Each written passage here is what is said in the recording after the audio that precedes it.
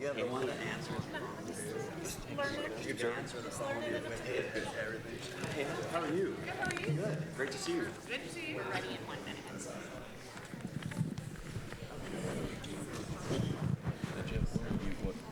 Just north of Dallas. Before redistricting. Okay. Actually, in a little part of the city of Dallas. Okay.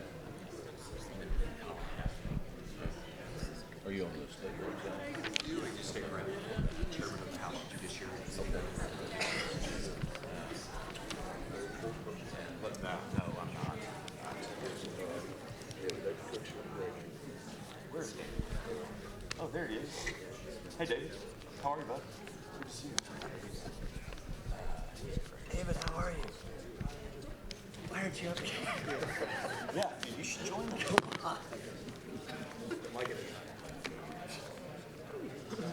I wouldn't have had to pay you like I had to pay them. A lot of things.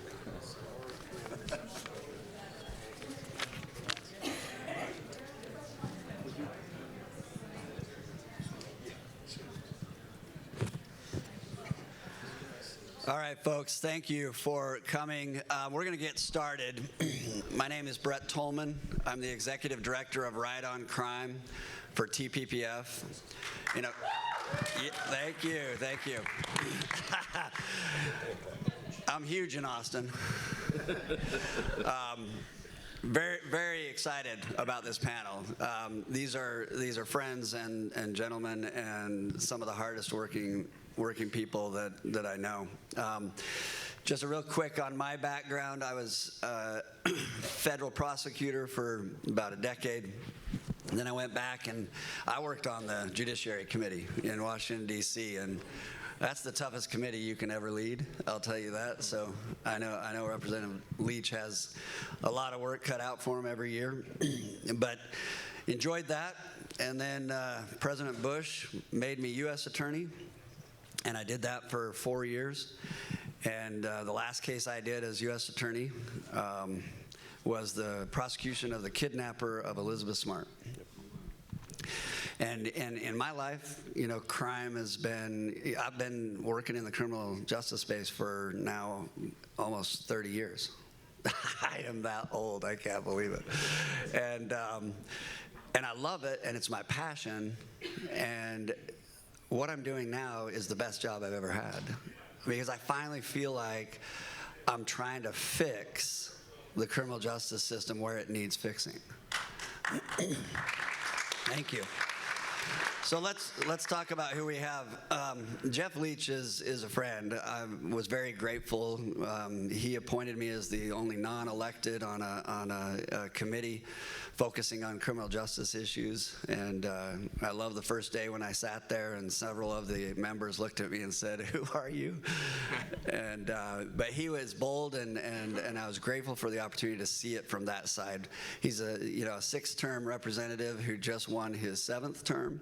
He is a friend of criminal justice issues and getting it right. And he's got a wonderful family and a better than himself wife like I do. And it's been an honor to work with him. You know, Sheriff Waybourn, I've just met, but if I could come back as someone, it would be him, because I have horses and I would love to have a reason to wear my cowboy hat every day. And so I may run for sheriff when I retire or something like that. But he's a man that has 10 children and adopted 8 of them, and he did so because he puts his money where his mouth is. And he's been focused on the thing that gives me sort of the passion that I have. He's been focused on recidivism. I mean, truly reducing crime. And why we have this panel, Creating Safer Communities, Conservative Criminal Justice Solutions, is because I'm tired of the left making all the changes to the criminal justice system, because they forget about victims and they forget about the overarching goal, which is to lower crime and keep communities safe. And so I will beat this drum until we have more conservatives that are willing to hold the criminal justice system accountable. And that means a lot of different things when you're a conservative and you're trying to do the right thing. We also have Josh Smith that's with us. And, I should mention, I have almost 30 years, but Sheriff Waybourn has 40 years. Law enforcement experience.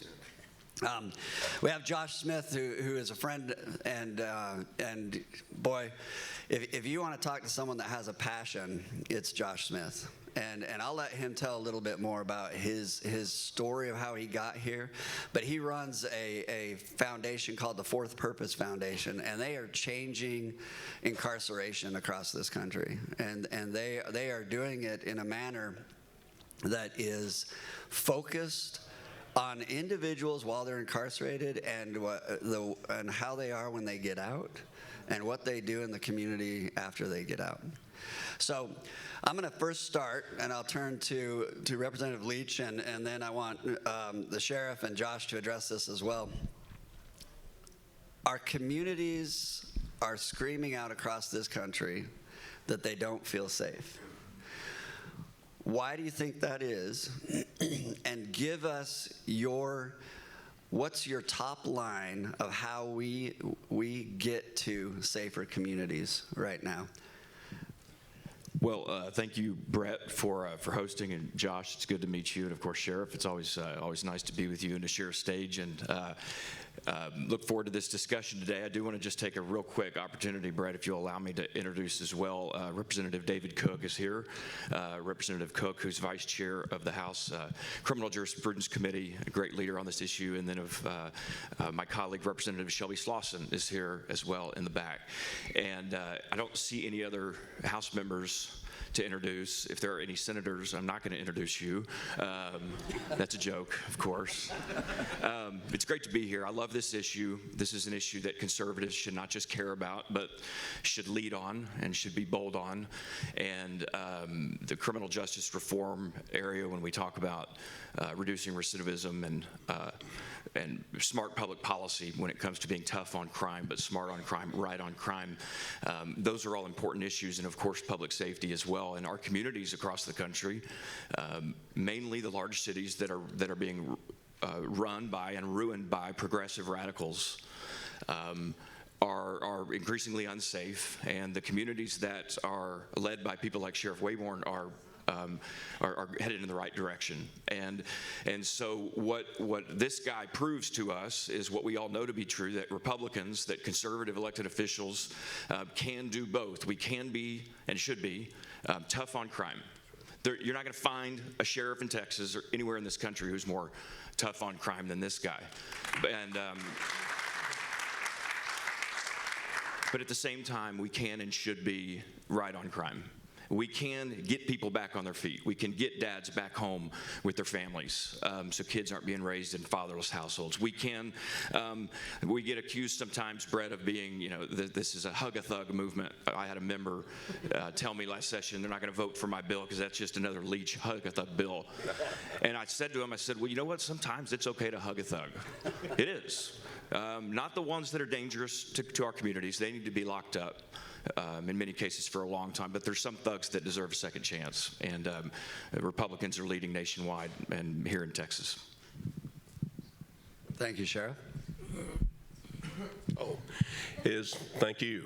No, it's an honor and privilege to be here, and thank you for having me, and I appreciate those kind words, Jeff, is that I do have a belief that in our world, and I preach this to cops all the time, that really the whole idea of criminal justice is, like an old captain once said, you got to figure out who to keep and who to let go. 98% of the people in the world are good, hard-working folks, just like the people in this room. And there's that 2% we got to keep our eye on. Half of one of those percentage points really should never breathe free air again because they're a danger to our communities. And we got to figure out who they are, and then we got to lock them up. The other half of that percentage is probably should get out of politics, but you know who I'm talking about. And then there's that 1% that are going to get in the system, and they got off track because of various things, and they're going to be our neighbor again. And we got to decide what we want that to look like. And we've had some ideas at Tarrant County, and we've had some luck there. We've got one program that right now, nationwide, the average recidivism rate is 73. In that particular group, we've dropped it to 7. And we're being studied by Notre Dame right now. We've just signed a contract with Notre Dame. It's going to do a 3-year study on Tarrant County Jail on the recidivism rate there, along with Texas Christian University. So we've got 2 universities involved, and we're throwing open the door. The short answers that I have to prevent crime is we need the church off the bench and in the game. Yeah.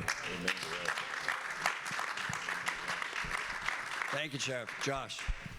Yeah, so I've been involved in the criminal justice system about 2 years less than sheriff, but on the other side of things. I was in the juvenile system for the first time at 12 years old. By the time I was 16, I had 10 felonies convicted of in the state of Tennessee as a juvenile. Left 10th grade. I mean, I was removed from the home at 11 for an abusive stepfather. My father was gone at the age of 2. And so I'm the thug that you're, talking about hugging. I'm the person that I'll give you a hug. There you go. That many throughout my youth just, cast away. And frankly, I mean, I wasn't somebody you would have wanted to bet much on. And it wasn't until I just had the fortunate privilege at 21 to be sentenced to 5 years in prison. And the reason I say that is I ended up going into a federal prison where, if you remember the Enron days, I'm sure many of you guys do, I was just this young punk drug dealer that got to get exposed to executives and bankers and lawyers. And it was that mentorship that helped me 5 years later to then be able to get out, with my family, my wife of almost 28 years sitting with me now, and then being able to build a business and go on and do other things now, obviously involved in this space, helping others. And I ask this question all the time: how do we reach back to that Josh who frankly could have been in prison for murder very easily? I mean, at the age of 15, 16, 17, very angry from a lot of different things that had happened. We got terrible stories to be able to share, but how do we do that? So you can do it before, which is tough, right? They're under the covering of a family, many times fatherless, those things. But then how do we take that criminal justice system and have it have impact? And I think as soon as we can remove, it's a political football that many of you guys up here have to play, right? You got the far left over here that, we don't need prisons, we don't need criminal justice, we don't need any of this. Then you've got the far right over here, and it plays really well. Lock them all up, throw away the key. They don't deserve, they broke the law for a minute. At 12 years old, they're a victim. At 13 years old, they're a criminal, right? And so how do we create a system that removes just thinking that locking them up's enough? Because we have to lock them up. You have to be separated from society. I mean, I was somebody that needed to be separated from society. But then how do we turn that focus to that point? Just as I got to learn from Sheriff just before we get up here, how do we take and turn that point right there where it impacts somebody in a way that turns their behavior, which then creates less victims? Because as soon as we learn that locking them up isn't enough, just throwing them in the jail isn't enough, is it, Sheriff? Then I think we start investing in some of the right areas in the right ways, my opinion. Well, thank you, Josh. Let me just give a perspective that I think is important. In this country, recidivism is at about 73 to 75% on average. 73 to 75%. That's a failure of the system at a 73 to 75% rate, right? No, I say this all the time, no business would be allowed to operate at a 75% failure rate. No government agency should be operating at a 75% failure rate. But we have failed to hold the criminal justice system accountable. And by that, what I mean is the criminal justice system, we pour all kinds of money in, but we don't have smart people that are analyzing how we're doing with all of those resources, or how the reaction is to those that we are facing in the criminal justice system. And without that research, without that data, we're prone to keep making the same mistakes. When President Trump came in and he passed the First Step Act, okay? When he passed the First Step Act, there was a part of that law that not a lot of people talk about.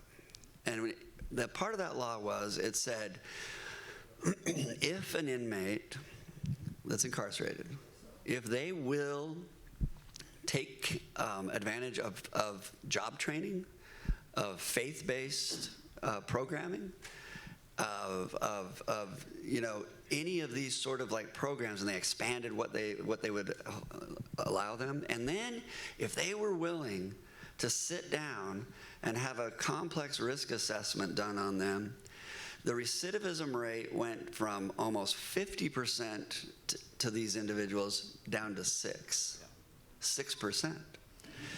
And it did not cost more. It did not cost more.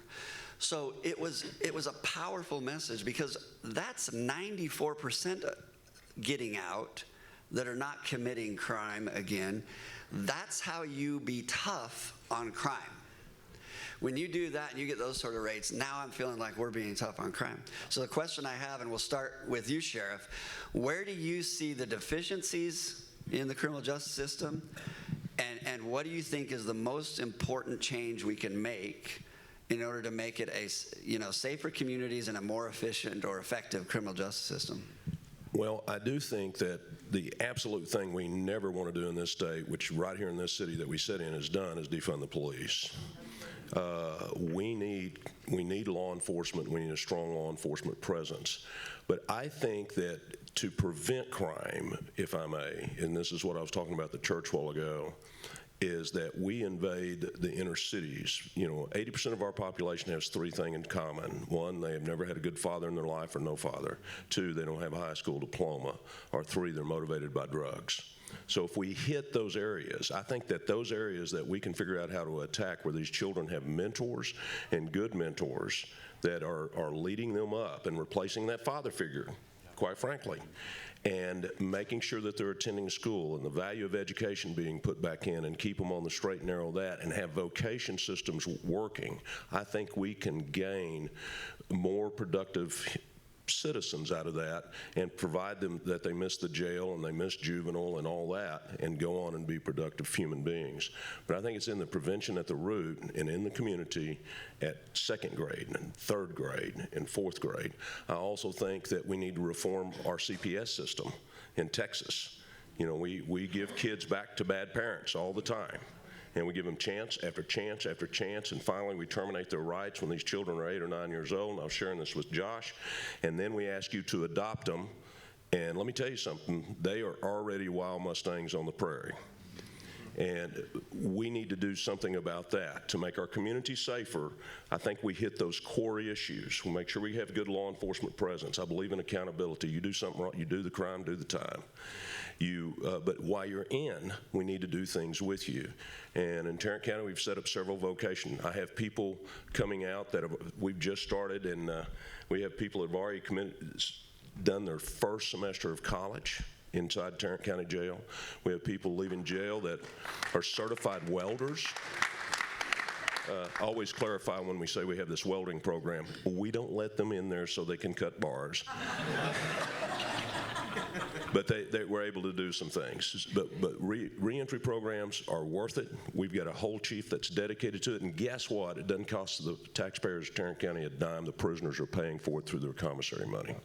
Well, Josh, I'm going to ask you a similar question, but more focused, I guess, on, whatever you want to raise. But where do you see things that we're not doing right, and what's the path to increasing safety and reducing crime? Something I really appreciated what the sheriff said that I think most people don't understand is that, for example, think about most of the families that are represented in here, right? Most people only view everybody else through the family lens that they live, right? If they've got their mother and father, they had so many opportunities to school and other things and mentorship. It's very hard to understand that there's a lot of people that don't have that. Right? They don't have that. In prison, one of the things we've learned to be able to help the most is giving them someone to let down. Now think about this. If we all mess up, we have wives, we have families, we have businesses, people have entrusted votes. You don't want to let down my wife. I'm going to tell you that right now. But we have people let down, right? And it's amazing how much that stops behavior from others. And when you're talking about, what I would say is exposure. If you ask me one word, I would say exposure. I never was able to be exposed to somebody in suit and tie or educated. The thought of college in our house, that wasn't even we're just hoping you get through high school, right? And so the exposure to other people, I was asked on an interview once, man, are you just more motivated than others? Is that how you become wealthy? Is you're just more motivated? And I said, I don't think so. I don't think somebody would have called me motivated. Once I was exposed and lived with these executives, these big money people, I'm realizing, wait a minute, there's no difference between us. The only difference is the household you grew up in compared to the one that I grew up in. And once that clicked, it started removing some of those barriers and things on my mind of going, wait a minute, maybe I can be successful. And then I began to start reading the books, and I began to be coached by them. So I think, to Sheriff's point, the younger we can get to people, and this is if they've been in prison, not been in prison, or in the juvenile system or later, exposure to different ways of thinking, to different people that have achieved different things. It's so inspiring to them because if they're really honest, they'll just tell you, we don't think we can get there. Yeah, I could listen to Josh in that voice all day long. It's great. So, Representative Leach, I'm going to ask you, what do you see as the most important need for the legislature? What do they need to do to contribute to make safer communities and to fix aspects of the justice system? Well, I think the reality is that most legislators, not myself and not the ones present in this room, Representative Slauson and Representative Cook, but most legislators don't think about this issue. It's not important to them. Their primary voters, their electorate is not talking about the issue. And this is one of the great things about the First Step Act and President Trump's leadership is he made this a national discussion. Much of what he did in that, as we all know, was birthed right here at TPPF in the work of this great organization. And so what I think we need to do is talk about it more in the legislature. The vast majority of legislators, I bet, have never entered into a Texas prison. Including me. I had never been, and when I was sworn in 2013, some of you heard my story. I came in, I ran in 2012. I ran on the almost singular issue of replacing then Speaker Joe Strauss. I was elected, I won re-election, got sworn in. Speaker Strauss and his team were no fans of Jeff Leach, okay? I remember going into his office, as all legislators do, and talking about committee assignments, and I asked Speaker Strauss, because I'm a civil litigator, I'm a commercial litigator. I haven't practiced or thought about criminal law since my first year of law school. I asked Speaker Strauss, who's now my friend, and he's heard me tell this story, so I asked him to be on the Civil Jurisprudence Committee, and found out a couple weeks later he put me on the Criminal Jurisprudence Committee, and which, I knew why, and no experience, but we dusted off our criminal law books and rolled up our sleeves, and since then, and I've told Speaker Strauss this, I'm so grateful for that, because I've learned how important this issue is. Perhaps, there's maybe no more powerful committee that can ruin a life and rebuild a life than the Criminal Jurisprudence Committee in the Texas House. Other than the Public Education Committee, the Criminal Jurisprudence Committee hears more legislation than any other committee. And it's a cool issue that is one of maybe the only issues in this entire country where Republicans and Democrats can still work together. I'm not afraid of that. I hope you're not afraid of that either. And vote together on issues, not every issue, but on a lot. And so I know this is a long-winded answer to your question, but legislators need to go in and see what's happening in our prisons. We need to understand the challenges and the opportunities that we have to rob someone of their freedom, in many cases, rightfully so. To your point, a lot of people need to be locked up and locked away for a long time. But there's also men in our prison. We talk about our workforce needs in the state of Texas. We have hundreds of thousands of jobs open that we cannot fill in trucking and all these other, in welding, construction, heavy highway construction. And we have an able-bodied population of men and women in our prisons that are ready to work and that are going to be released and that we need to be investing in. And legislators need to see that and think about it so that when it comes time to pass public policies, we can actually pass good public policies. No, that's not long-winded at all. I've heard you're long-winded. It's a lot longer than that. Thanks, Brett. So, Josh, I'm going to come to you on a question. What's happening in our prisons? And what needs to happen? And then Sheriff, I'm going to ask you a follow-up question to this. Both of you have so much experience in prisons. Josh was in it, and the sheriff is running it. But Josh has also done more than that. He starts a foundation, recently, and this foundation is one of the most impressive things I've seen. I would like you to talk a little bit about that. I'd like you to talk to us about what you've seen that works out there. Maybe Texas can make some changes. Yeah, so when we ended up building a company, and God just blessed us amazingly, and sold that company almost 5 years ago. And my wife and I put over $10 million to start this foundation called Fourth Purpose Foundation. We don't do fundraising. We don't solicit funds. God has provided to us, and we do what we have with what we do. And so this foundation has one sole mission: to make prison a place of transformation. And now I've had the privilege. Governor Lee appointed me as head of one of a criminal justice task force. Now Governor DeSantis down in Florida with Commissioner Secretary Ricky Dixon, who's doing a great job leading the prison system there. Brian Collier, who is the director of Texas prison system, is on the board, our foundation's board, and so we're spending time in prisons all across the country, and I've been in prisons all over the world. And one of the things, to Mr. Leach's point, exposure still I would use, because we had an issue in Tennessee and we just couldn't get the legislature to understand. And the director of the prisons, Tony Parker, would say, man, we just can't get anybody in here. They can't see it. And so I kept trying to figure out how I could get them in, and then I just realized I invited a lot of my rich friends, and then I would call the local legislator in that area and say, hey, would you like to join us as we go through a tour of this prison? They followed the money. It's amazing. They showed up, and were nice and cordial. And I remember this one, we walked him through, and I mean, he's been a legislator now for 10, 11 years, and on that same one, we had a reporter who's interviewed me in the governor's office, who's been all around, and this reporter focuses on criminal justice. And I told her, I said, you can come in, you can't bring cameras, you come on the tour like everybody else. And as we walked through, both of them were amazed.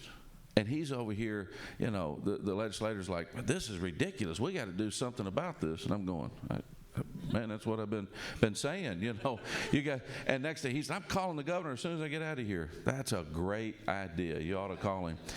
The person, the media, as we walk out, I look at her and I hold my hand over like it's a microphone, and I said, so, what do you think? And she said, I just didn't even imagine this is what prison's like. And I'm thinking, what is the problem here? I mean, we've got a lot of people talking about stuff that they have no understanding of. And what happens is you end up with legislatures that only want to give the least amount of money to prison systems, right? Because you think they're criminals. We don't want to make investments, and we don't want to spend our tax dollars on. And I'm a very conservative, very fiscally conservative person, and I would say, as Brett said, we're getting a terrible return on our investment as taxpayers in our prison systems today, period. Terrible investment. When they come back out and they commit as much crime as they do, how do we look at that and say that's worth the money? And we have some that would just say, spend more money to put more people in prison. It's not. That's not the work. We've really got to look and see what is the environment they're walking in, and how do we change, since so many of them are going to be coming out, how do we change their trajectory to where it's different? And so I would just say that exposure, again, is just really important. A lot of more people need to understand this issue, because it literally, the jails that Sheriff runs can either create public safety or ruin public safety. It literally, the power of that is when he has programs that have 6% or 15% recidivism, you just don't think about that just as a number. That's when you put a number to how many people that is, that's that many less victims, whether it be victims of somebody stealing something, hurting somebody. That's what that is. And so being able to get behind people that will make these investments in these prisons, and it's few and far between. Most of the time, the people that are heading up to prisons or jails are just battling so many other things, understaffed, underappreciated, all these things. So now we've got all these problems building on each other. There's some exciting programs throughout the country, and I just got to hear one today that we just need to highlight more of, Brett, frankly, to give other people the boldness. And we need more legislators, conservative legislators that are bold enough to stand up and say, you know what, we're not running from the issue, and I'm not just going to spout out the lock them up forever. We got to figure this thing out. Well, there's a reason why there's a public outcry. We saw these spikes in crime, and then we see the media that is highlighting, obviously, in cities, right? You've got Portland, and you've got Washington, you got now Washington, D.C., and Sheriff, we also have a time that I have never seen before, and that is an unappreciation of law enforcement, right, across this country. And my father was in law enforcement, and I spent a good portion of my career in law enforcement. I'd like to know, what is law enforcement doing when they're in an area where a rogue prosecutor says, I'm not going to enforce the law in this area, and at the same time they're trying to take away resources? That's not the solution that I hear our poorest and our minority communities asking for. I hear it coming from elites and Karens, right? And that's who I hear crying for those things. What is law enforcement to do, and what do we need to do, whether it's legislators or the community? What do we need to do to change this? I think that there's some conversations going on that will be coming to the legislators this year among law enforcement groups in particular, where they are facing some of that. I won't bring up Harris County. And what they're going to be asking for is, hey, can we go to the bordering county? Can we go to Montgomery County or Fort Bend County and file our, these are district attorneys, and if you're a district judge, you kind of can go anywhere in the state. Why can't we do that with district attorneys? And I know that's a slippery slope that we got to be careful of, but I think that's one of the things that I can see law enforcement asking for is those very issues, is let us find some, or empower the Attorney General to file cases with them, and they can prosecute without the DA's interference. The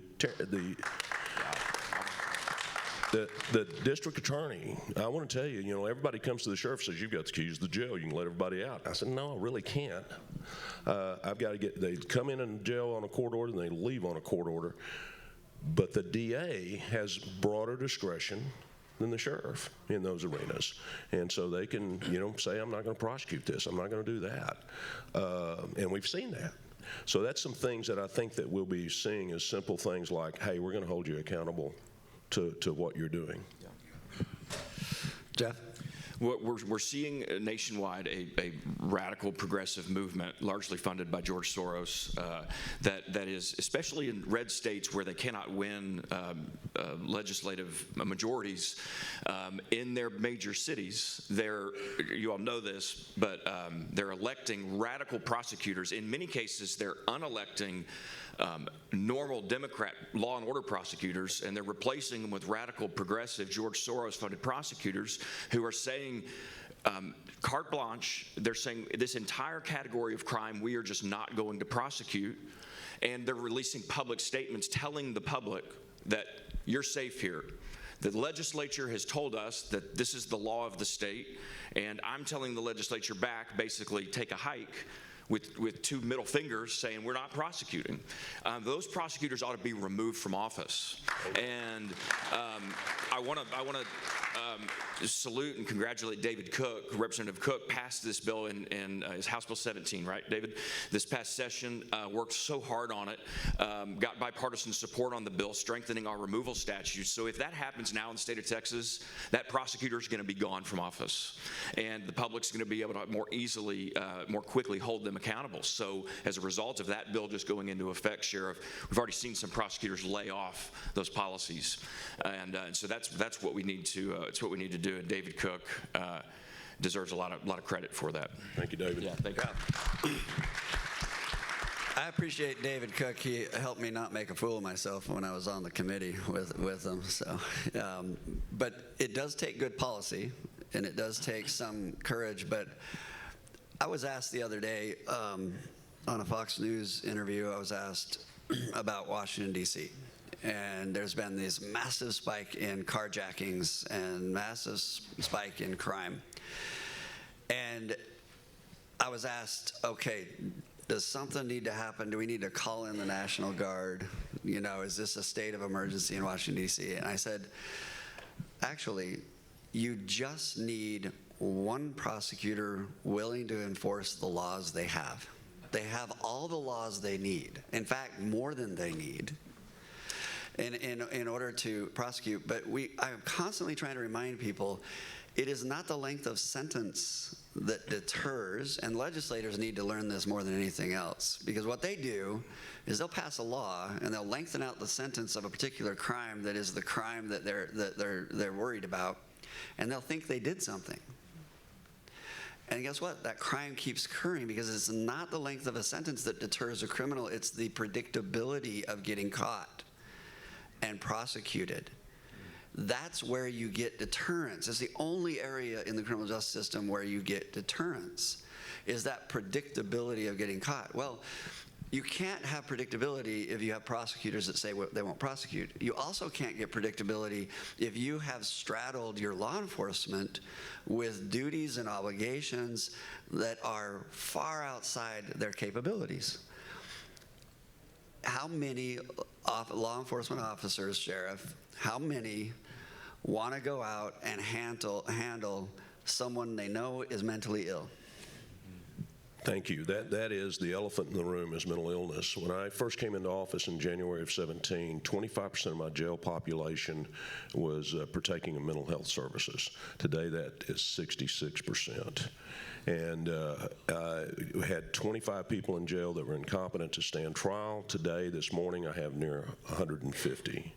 And it's all mental illness issues. And by the way, this is, I believe, in talking to my MHR associates, it's drug-driven. It's drug-driven, and the plethora of drugs that have come over that border in the last 3 years is incredible. And it's weaponized to hurt us, but that's a whole different 45 minutes that we could talk about. But it is mental health. We're training officers constantly in de-escalation. We're trying to make sure that they have the skills and the tools to deal with this, both out on the road and in the jails. And we don't know where it's all going. I've got probably right now, I got near 150 people that are supposed to be in state bed jails, or state beds, trying to get them back to where they can stand trial. And their average stay with me is going to be about 1,000 days. So part of the issue is the drugs that are infiltrating our country, but more importantly, what do we got right now? Guys, we've got an issue. We've got a serious issue where I want this person to be rehabilitated and become a contributing citizen, but they don't have the faculty to do it. And that's way out of the realm of law enforcement that most people came into law enforcement for. You know, we came to chase the bad guy down and hold him accountable. Now they're de-escalating and talking them out of a butcher knife in a kitchen, their mama's kitchen. And they don't know why they have the butcher knife, but they know that 4 other neighbors are going to invade their house or something to that effect. Just crazy calls all the time. And by the way, across the United States, I think law enforcement's doing a pretty good job. Because 15 or 20 years ago, you would have seen justifiable homicide rate just spike. And I'm serious about that, is that law enforcement is learning better ways to deal with that, but that's not what they planned. Well, Jeff, what role does the legislature have on this mental health issue? Is there any? Well, yeah, there is, and that is just a whole other discussion for another time. I can't add a whole lot more than what the sheriff just said. It's a major issue.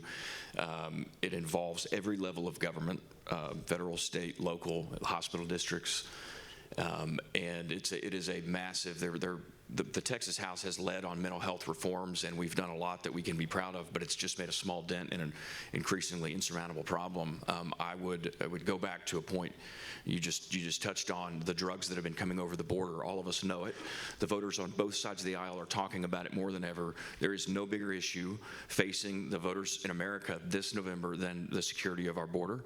And if we continue to allow Washington to ignore its responsibility to keep Texas and our country safe, every community in Texas now, every community, I heard my colleague, Representative Ellen Troxclair, say this very well when we were at the border about a month ago. She said, every community in America is now a border community.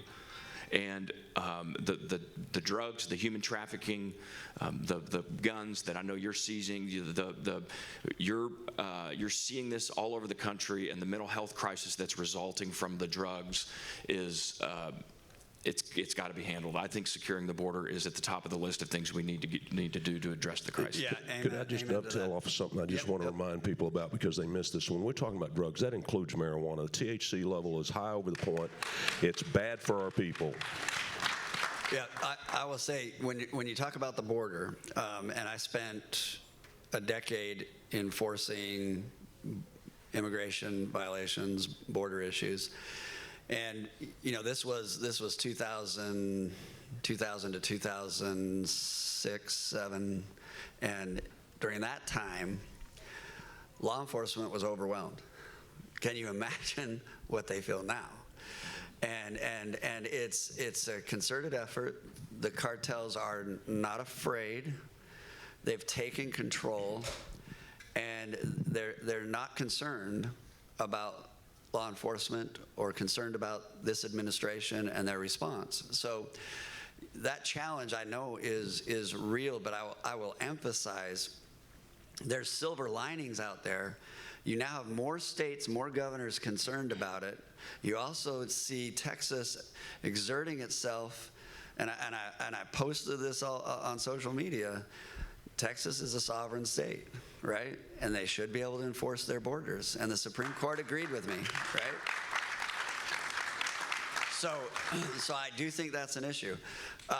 Josh, I wonder if you might share that story you shared with me about the individual kicking the door when you went into the facility, because I think there are things that can be done, right? There are things that can be done while they are incarcerated, and I know there's a distinction between the mental health issue and individuals that don't have that exposure, like you said, but I want them to sort of get a picture as to why there needs to be emphasis on rehabilitation of individuals that are incarcerated. There's this cross-section of people that do not deserve to be out, like the kidnapper of Elizabeth Smart, right? He's put away for the rest of his life. I know he would harm children, and that is a just sentence in that instance. But that's not the case with 95% are going to get out, right? And 75% of them in this country are getting out and recommitting crimes. So I'd love your insights on that. Yeah, I mean, so, and listen, there are people that I would say are broken beyond repair, if we could just say that, right?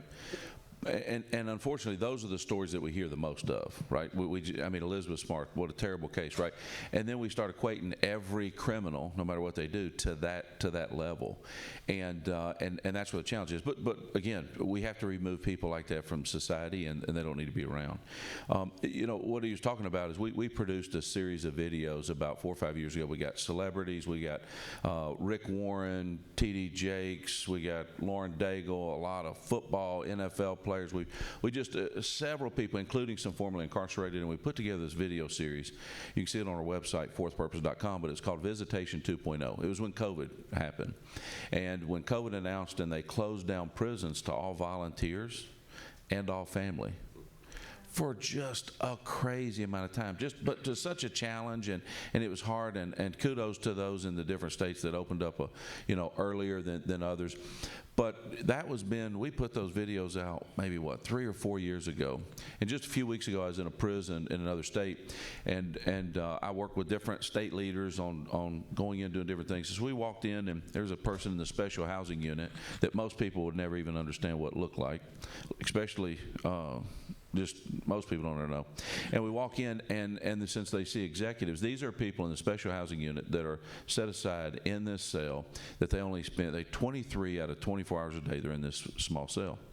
And we walk in, and they don't ever get to see other executives, so they're sitting there. I mean, one guy is just donkey kicking the door. I'm sure you know how that is.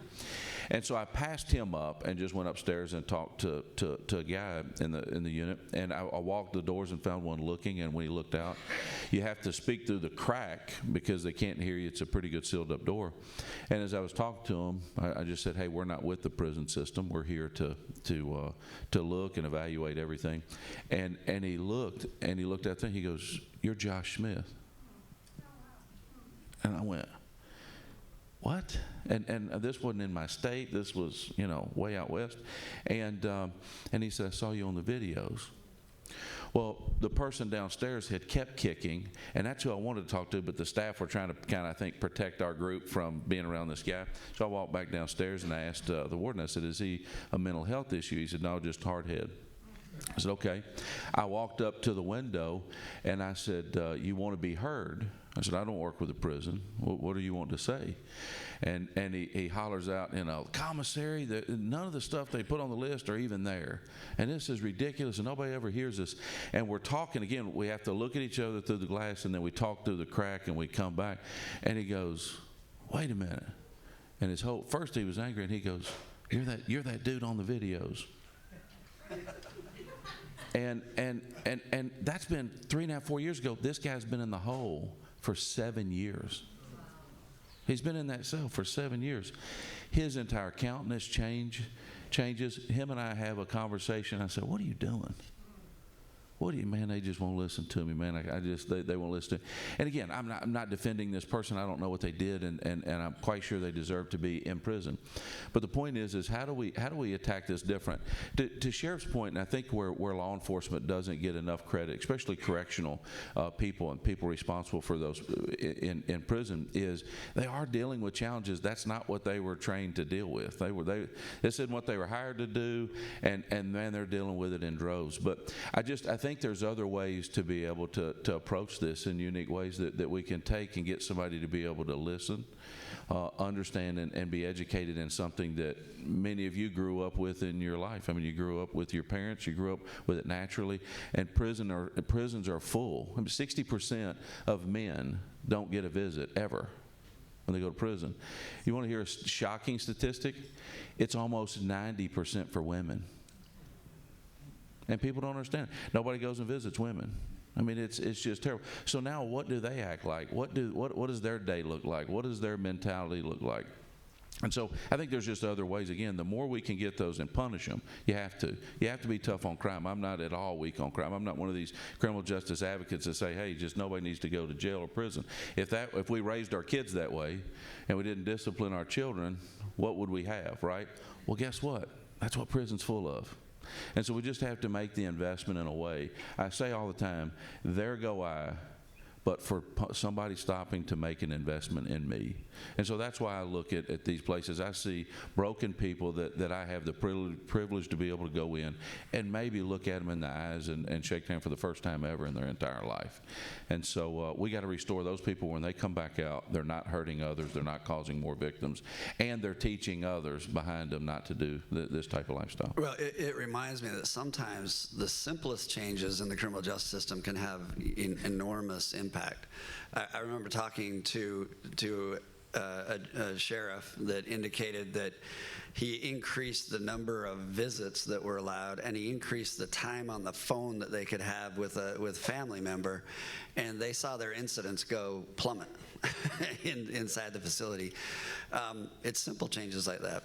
air conditioning I'll say in real- the prisons has proven to lower, absolutely. lower incidents. And you know, one thing we don't talk about, there's a lot of broken jailers, a lot of broken people that are guards in jails, and it's this dynamic that I go back to it. Sometimes the simplest changes can make really big impact. So I know we have just a couple minutes. I want to give last word to each of you to say what you want to say, and then we're going to answer some questions. If you have questions, great. If you have speeches, hold those for later. But questions, yes. And we'll start with you, Jeff. You want me to ask a question? No, any last word. Oh. Any last word you have. You can ask me a question. Well, I'm going to keep my last word very short because I want to hear from the audience. What I want to say to each of you here and those who may be tuned in online is thank you. Thank you for your work in whatever area you may be in, whatever state you're in. Thank you. What you're doing matters. And this issue, as I tried to mention and articulate earlier, is an issue that we should care about, we should talk about, and we should act on. And so what you're doing is we're listening as public policymakers. We hear you.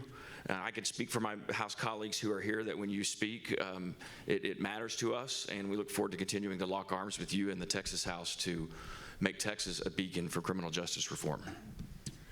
Thank you for having me. Thank you guys for being here. Let me share two quick stories. One is to Josh's point that all these people in jail are not total bad guys. Some of them really are bad guys. Some of them are trying to do the best they can with what they have. A few months ago, we have direct supervision, so we have a jailer standing out there with people.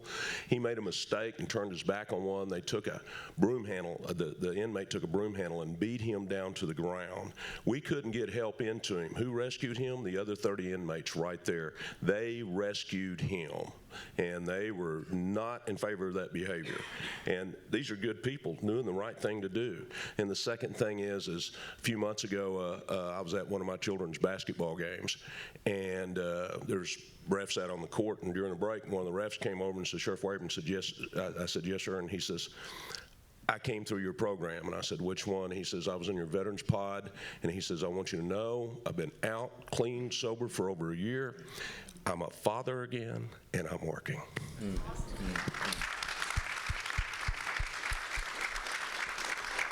I would just say how much I appreciate TPPF and Right on Crime for leading and having these conversations and talking about. Many times as a conservative, I feel like I'm on an island of my own when it comes to criminal justice. We can agree on so many other things, then I'm going, no, that's not the right answer. You don't understand quite what you're causing by this thought process. And so I just really appreciate the discussion and being invited with you guys and just appreciate the leadership in this area. Thank you. Great men. Questions? The one thing we haven't heard addressed is the issue of race and those who would assert that the criminal justice system is somehow inequitably slanted in terms of race. How do you think about that? How do you respond to it?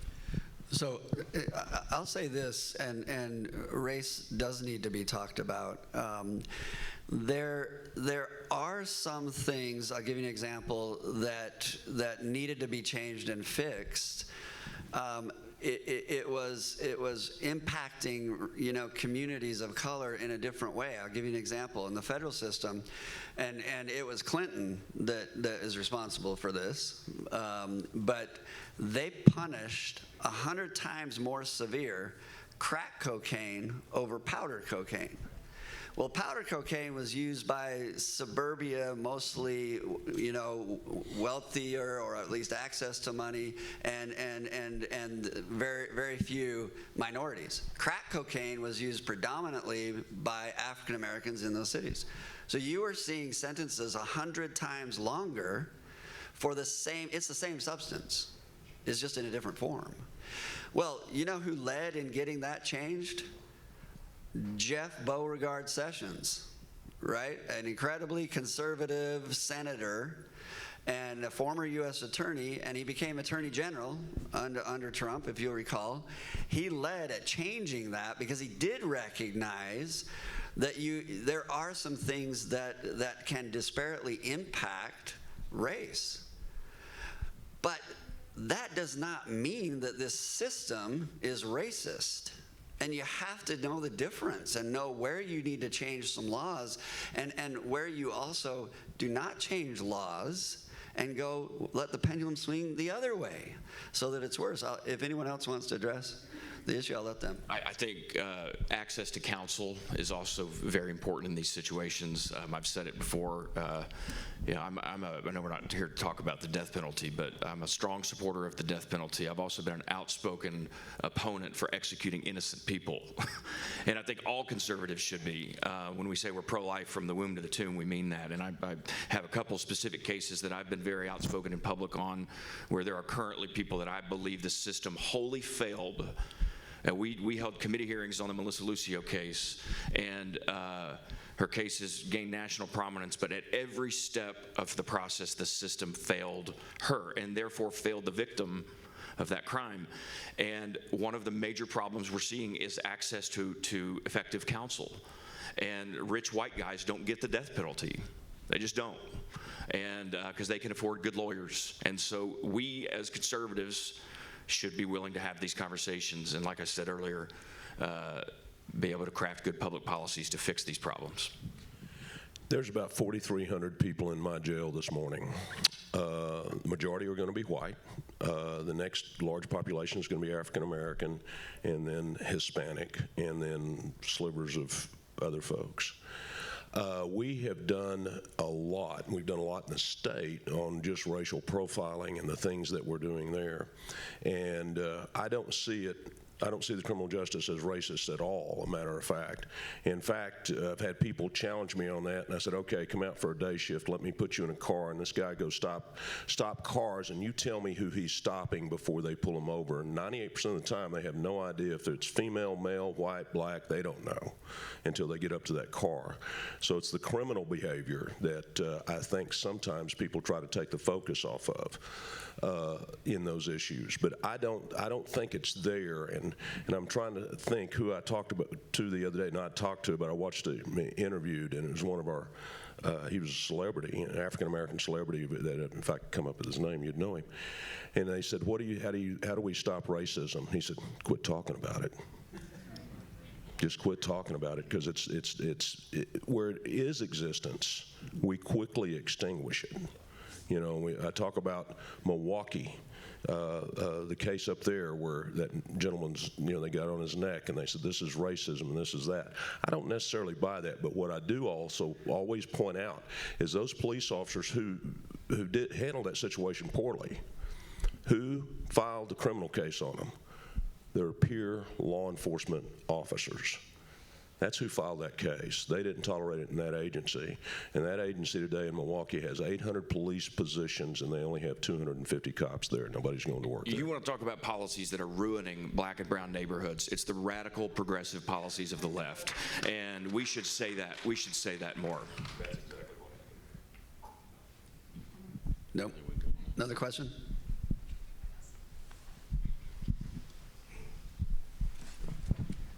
I'm Ben Mauston, and I'm the Republican nominee for House District 117. In Bexar County, there is overpopulation of the jails and so on. I appreciate, Sheriff, what you said about the church needs to step up and get back in the game. What can we do? Because the overpopulation, I would like to see, and many of the constituents would like to see, that these folks are not sleeping at a hotel, stack them up like they do in El Salvador. I exaggerate, right? And also put them to work building our infrastructure, our roads and our highways, our grids, so on and so forth, getting those so-called chain gangs, if you will, like we had back in the day. What can we do to move that forward? Well, right now we can't have chain gangs. That's a volunteer program to work. Our trustees all are volunteers, but I hear what you're saying, and Bexar County has an issue just like the rest of us in major counties, is we don't have the staff. You know, they're down by about 300 jailers in Bexar County. We're down by about 160. In Dallas County, the same story. And it's nationwide. It's not just here. So they have an issue. One of the things is you need to look at competitive pay. You know, it bragged on Texas. What are we, the 9th? About to be the 7th largest economy in the world. We have more jobs than we have people. And when you come to corrections, that's way down at the bottom. But I think that legislatures probably need to look at some proactive things, maybe some alternatives. We have a labor detail program that we defer right now. This morning, I probably have 750 people that instead of being in jail, they found reason for them to put them in labor details community service, where they go home every night, and they show up every morning, and they work for the community, and we raise gardens and feed the homeless and all that stuff. So we're doing some good things there. But I'll say real quick, this would surprise, I think, people, this coming from me, but I've studied enough in the States, met with enough correctional leaders to tell you that we've just went too long without investing in them. You know, you can't be down 300 positions. You can't be, I mean, I'm going in prisons right now that are all 40 and 50% in staffing. And then we want to scream about a recidivism rate when they're literally leaving them in their cells a long time because they have to for safety for the people working there. I don't agree with it. I mean, as I walk in, I see this happening.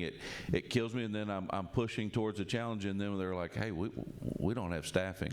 And so until we can figure out some of those things and get corrections and law enforcement healthy, we can't even talk about other ideas. In my opinion, we can't talk about ideas. Let me add, not everybody needs to go to jail. I mean, we are smart enough to understand who does and who does not need to go to jail. And the problem is, we sometimes feel like, oh, we're not doing anything, so the only solution we have is jail. Everyone I prosecuted, every single one I prosecuted, I could tell you which one was going to come out and not commit a crime and which one was. Absolutely. When they got out. I knew. Yeah, 100% I knew. And I knew when the sentence was maybe too long, and I knew when it was too short. And so there has to be a discussion. We can decrease the pressure on our jailers, and we can increase the budget and the efficiency that they do have when they are, you know, supervising someone in their jails. But there's a lot of work. That's a loaded question. It's like 9 hours of answers that needs to come. Just dovetailing off what Brett said, he's absolutely right, is that I'm not saying we do it all right in Tarrant County, but I don't have any low-risk prisoners. We've able to go someplace else with them. They're all intermediate or high-risk prisoners. On the staffing issue, last week in Tarrant County, I spent 7,000 hours of overtime to cover the post in our jail. Do you know what the recidivism is of individuals that are over 55 years of age when they get out? It is in the single digits. They get less likely to commit crimes the older they get, and yet we have a lot of older individuals that are serving longer sentences. It's just one example of taking a new look at the issue and implementing good policy based on data. Other questions? I think that while this is not a Texas problem, there are Texans involved. Is there anything that can be done for people who are held in jail from January 6th for over 2 years with no rights? Is there anything anyone can do about this kind of misuse? Elected Republican one word, President Trump. Yeah. Yeah, I will also add this. So, just to give you a perspective on that particular issue,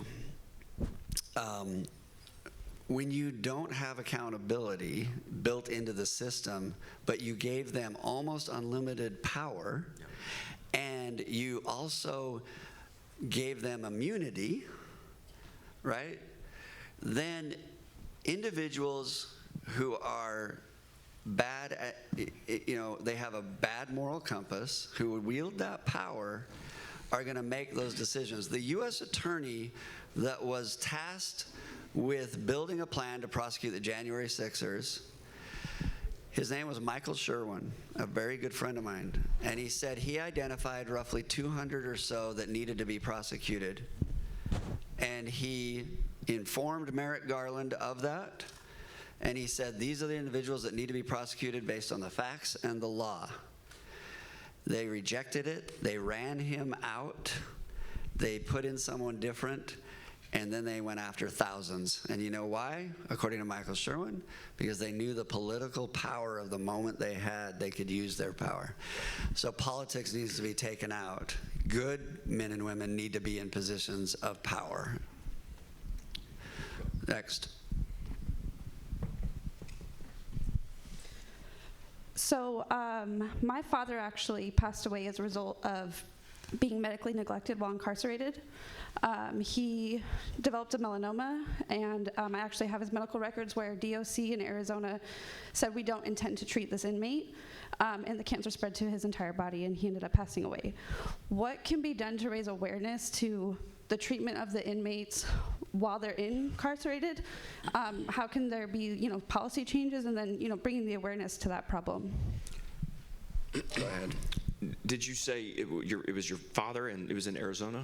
Okay, I'm very sorry to hear about that, and our condolences to you. It's highlighting these problems in our prison system is important. It's important for us to hear. I know in Texas, as for me and my office and others like me, we take those calls fairly frequently from family members of inmates who cannot get the appropriate medical care, and immediately drop what we're doing and contact the Texas Department of Criminal Justice. And not without fail, but for the most part, TDCJ is doing a very good job of addressing those problems, and it's because legislators who control the purse strings for that agency are forcing them to do so.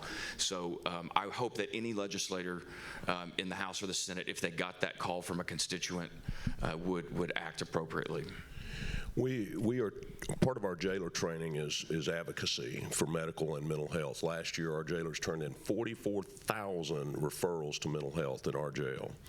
And we have over 200, like a staff of 4,300 inmates, we have over 200 medical professionals in the jail today. This is Tarrant County, another 80 or 90 MHMR folks. So we're trying to advocate for those people. And I also have a full-time nurse that's her whole job, is to advocate. And when somebody, I'll give you a recent case. Now, we advocate. Remember, I can't release. I have to advocate. And if we have a low-risk prisoner or a nonviolent prisoner who is very, very sick, we advocate for his release so his family can take care of him. And last week, I had somebody presented to me and says, do you want us to advocate? And he was in on 6 charges of continuing to sexually assault several children. I said, he's not going anywhere. We'll keep him. Well, let me say, there are some things legislatively that can be done. The CARES Act that was passed on the federal level expanded those who could be released home, and the medical expansion on that. The recidivism is almost zero, right? And we should be able to pass laws like that so that individuals that have a terminal disease or something like that can be with their family. I actually had a client that was released and got to spend under that, and he got to spend 3 months before he passed away with his family. Got better care, better attention, and it was very healing for the family. Sorry, you didn't get that, but your voice may be needed for others to get it. Other question? While she's doing that, I'm dovetailing off that one thing, is we've had people sick, dying, and the family wanted nothing to do with them. We've had that. Yep. I agree with Sheriff Waybourn. We as church members and community members should be taking the initiative at the early on to prevent folks from getting caught up in the system. But once they're already in the system, what barriers are there, or what ways are there to nurture the injection of more programs to help out with mentorship, or getting these folks with the resources they need to become to rejoin the community. Like Josh mentioned, that not a lot of folks have that opportunity. The good news here in Texas is, if you'd asked me that 5 years ago, 10 years ago, I would have said there's plentiful barriers that need to be broken down to allow people of faith, the good people of Texas, to unleash the love and care and concern for the prison population coming from our churches and nonprofits. We've torn a lot of those barriers down in recent years to where now, specifically the business community, I'm thinking J.P. Morgan Chase, for instance, is one of many businesses in Texas that's saying, you know what, we have a workforce need. We're going to invest in the right prison population, and they're preparing and training and educating these guys and women for when they get out to get jobs, and that they now have, I don't want to say full access to our jails and institutions, but it's pretty open for people that want to go in and do good. I want to give just one quick example. Let the sheriff say something that you might find remarkable. In the negotiations for the First Step Act, and I worked on it for many years and advised the Trump White House and others and members of the legislature, we wanted to expand faith-based groups' ability to come into federal prison, right? And I was talking to one of the individuals, Democrat, and they were fighting that provision. And I said, why are you fighting getting faith-based groups into federal prison? They said, they'll turn them into Republicans. And I said, can I go public with that? But that's sometimes the just really ugly side of this. Put the politics aside. Let's make some right policies, right? That's why Right on Crime exists. I think we have one last, Sheriff, you wanted to make something? And then one last question. I'm just going to say, right here in Texas, if you'll look over your left shoulder, Stephen's sitting right there. He and his wife are from Gateway Church. They're great Tarrant County partners with our jailers, and he is great in the prison ministry. In fact, I'll brag on him just a little bit. They're going to a prison unit right after this, and they're going to be reuniting fathers with children. So they are off the bench in the game. Real quick. One more question. Josh, real quick, go ahead, let me say that it has changed a lot. I work all over the country. You're very fortunate here in Texas with Director Brian Collier, who heads up the Department of Corrections. What I'd say though is each prison is different, each jail's different. You know, I get to speak to a lot of jailers. I'm listening to one that is talking about, hey, come. I speak to others that it's a security issue, or wardens that go, hey, I don't want you in here. But I will say this: the church is the answer. And what we've got to do is we've just got to work with leaders like the sheriff and others to really get in, to really be able to have the opportunity for these people in prison to be able to see non-security people loving on them, investing in them, believing in them.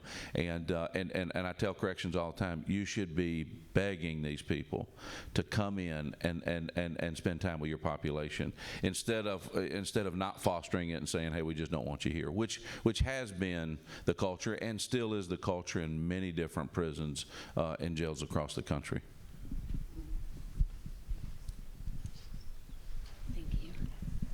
I was wondering if y'all could talk a little bit about the air conditioning conversation, and it seems like there's a few issues like that most of us that have lived a summer in Texas can't imagine living without air conditioning. So if you could kind of describe what the issue is and like. Yeah, I'll say. Why are y'all playing catch up to Oklahoma, right? You should be leading. Yeah.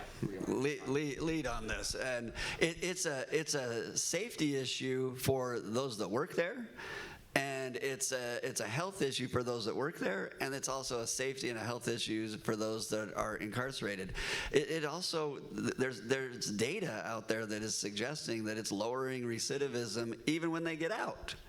So it's a simple change. I know it's expensive, and someone here has some input on controlling the purse, and I don't know who that is, but I'll turn the time over to the sheriff. Well, it's the legislature, and we have the votes in the House, and I think we have the votes in the Senate. If any of you get a chance to talk to Lieutenant Governor Patrick, who I know is going to be here shortly, that would be a good conversation. It would be, the House under Speaker Phelan's leadership has led on these issues, and we need the Senate to respond in kind. I think that the one thing I want overall to be heard and understood, at least from my perspective, is to my fellow Republicans: do not be scared of these issues. Don't be. I've been bold and forceful and outspoken on them, and I just won 66% of the vote in the Republican primary in my district. And so don't be afraid of these. These are important issues. Well, just keep in mind it's a Texas prison and Tarrant County Jail. The temperature is always 72 degrees. And what I would say is we spend a lot of time trying to get into prisons to really impact the incarcerated. And what we've learned is if you don't have healthy staff, If you're not taking care of the staff, they're not allowing, they're not able to foster that other environment. And so what I would say is you've got a staffing problem in Texas and across the country. We're dealing with the same in Florida, and yet they're having to go to work every day. So you're talking about, imagine not living there. Imagine that's your job, low pay, dangerous. You're working with an entirely different population, and now you have zero air conditioning, and we want to hire you. Come to work.